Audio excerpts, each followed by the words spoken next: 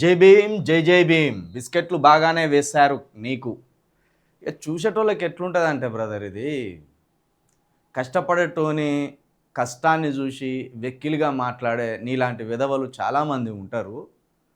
సముద్రంలో ఈదటోనికే తెలుసు ఆ బాధ.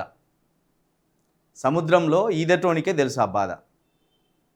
కాబట్టి బిస్కెట్ల, ఐస్ క్రీమ్ల అనేది పక్కన పెడితే నువ్వు ముందు జై భీమ్, జై జై భీమ్ అని పెట్టుకొని దళిత జాతి కోసము, బీసీల కోసము, ఎస్టీల కోసము గొంతంతా దించుకొని మాట్లాడుతున్న నాలాంటి వాడిని కించపరచడం అని ఏదైతే ఉన్నదో, అసలు అది ఆ బాబాసాహెబ్ అంబేద్కర్ గారి బొమ్మ పెట్టుకోవడానికే నువ్వు అనర్హుడివి. బిస్కెట్లను నువ్వు సింపుల్గా అన్నావు, కానీ ఈ రాజకీయ సమరంలో మేము ఎదుర్కొంటున్న ఒడిదుడుకులు ఏవైతే ఉన్నాయో దూరం నుండి చూసే నీకు నునుపు కొండల లెక్కనే కనబడతాయి. మా సమస్యలన్నీ నీకు నునుపు కొండల లెక్కనే కనబడతాయి. కానీ ఒక్కసారి కొండెక్కుతా అంటే తెలుస్తాయి.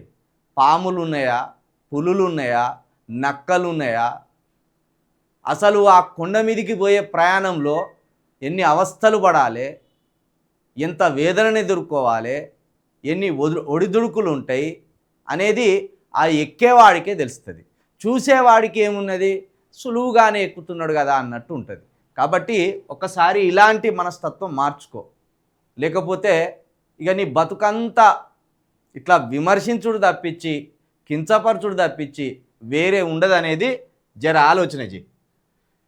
మొట్టమొదట అడిగేటోన్ని మన జాతికి ఏమైనా ఉపయోగపడడా, జాతి వైపు ఉంటాడా ఉంటలేడా చూసుకొని ప్రోత్సహించే ప్రయత్నం చేయాలి. కానీ 4 మాటలు టైప్ చేయడానికి వస్తుందని చెప్పించి ఏది పడితే అది చేస్తారా?